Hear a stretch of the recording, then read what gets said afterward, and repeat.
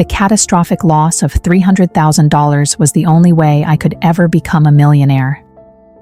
That statement sounds like reckless financial commentary, but it is the plain, unvarnished truth of my life. That sum, every dollar of which represented years of relentless labor, painful frugality, and relentless ambition, was forcibly extracted from me, the absolute price of walking away from a shattered marriage. The money was liquidated, transferred, and evaporated in a matter of weeks, leaving me not just starting over, but starting deep in the negative, haunted by the betrayal that had made it necessary. This is the story of how that single, devastating financial hit became the fuel and the foundation for a fortune I would never have otherwise built. It began with the illusion of perfect security and ended with an unexpected, furious freedom. Before the betrayal, life was a carefully constructed, highly optimized machine.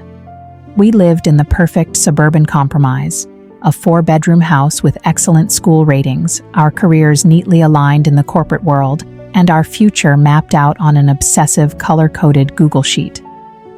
My identity was wrapped up in being a high-achieving provider, a man who didn't take chances because he was responsible for the shared safety net.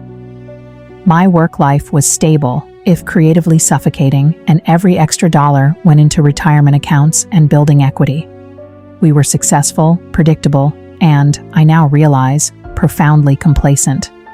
I was so fixated on hitting the milestones of safe wealth that I missed the slow, insidious decay of the foundation beneath us. I was a builder whose attention was everywhere but on the most important structure, the relationship itself. The moment of discovery wasn't a shouting match, it was surgical.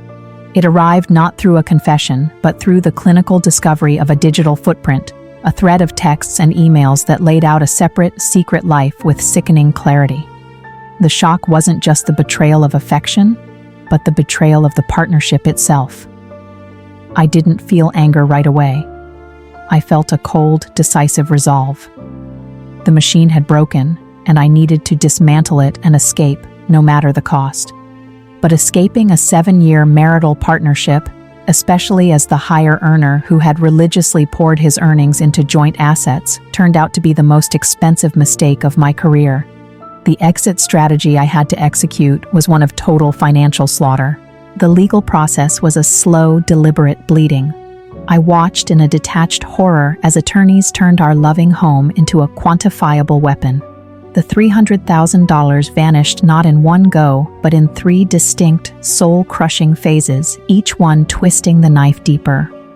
Phase 1. The liquidation of the fortress. This was the house.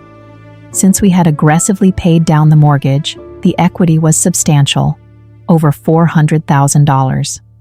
Due to state marital property laws and a hostile negotiation, I was forced to concede a premium just to get the papers signed. When the closing cleared, my share, after fees and the forced payout, was nearly $200,000 less than I had expected or deserved. It was a concession of surrender, watching my single largest asset vanish. Phase 2. The toll of the warriors. The legal fees were an open wound that refused to close. Month after month, the bills arrived. $15,000, then $10,000, then $8,000. By the time the final decree was signed, I had paid over $40,000 just for the privilege of fighting for my freedom. It was a war of attrition, and my bank account was the only casualty. Phase 3. The final ransom.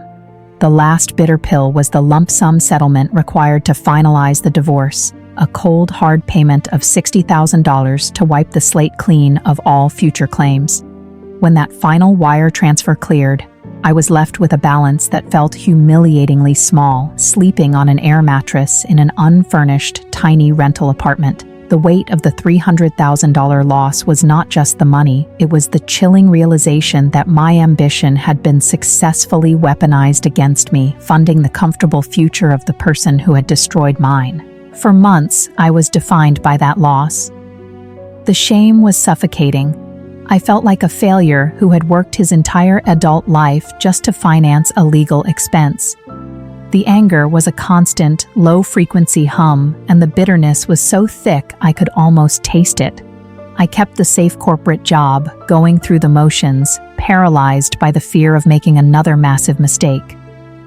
I had hit rock bottom, not in an emotionally dramatic way, but in a quiet, soul-crushing financial defeat.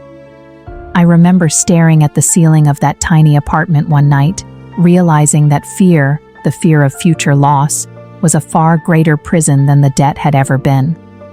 It was the moment the bitterness finally calcified into a cold, hard, unyielding resolve. I had nothing left to lose that mattered. The worst had already happened. The decision was abrupt and total. I walked into the HR office and resigned. I had no new job lined up, only a deep, profound rejection of the previous life, the life built on safety, compromise, and joint spreadsheets. The memory of the $300,000 wasn't an albatross. It was a tactical nuclear device fueling my next move. I took the few $1,000s left in my savings and invested it entirely in myself and a single, high-risk venture: bespoke e-commerce logistics and automation. This niche required high technical skill but offered explosive growth potential, the exact opposite of my previous stable but stagnant corporate role. I wasn't seeking comfort. I was building a fortress of wealth that was fundamentally unassailable by external variables like betrayal or law. Every line of code I wrote, every client I pitched, was done with the visual aid of that final, disappearing wire transfer lighting a fire under me. The climb was relentless, fueled by that singular, unshakable focus. The first 6 months were sheer terror, fueled by instant coffee and zero security, but the necessity forced excellence. I streamlined processes, delivered results, and built systems that scaled exponentially. I worked not for a paycheck, but for the complete erasure of the memory of that loss. 3 years later, the metrics are the only proof that matters. My company's quarterly revenue now significantly exceeds the entire $300,000 that was stripped from me. My personal net worth has not just recovered, it has surpassed the pre-divorce levels by multiple factors. The true measure of wealth, however, isn't the bank balance. It's the unbreakable sovereignty over my time, my decisions, and my future.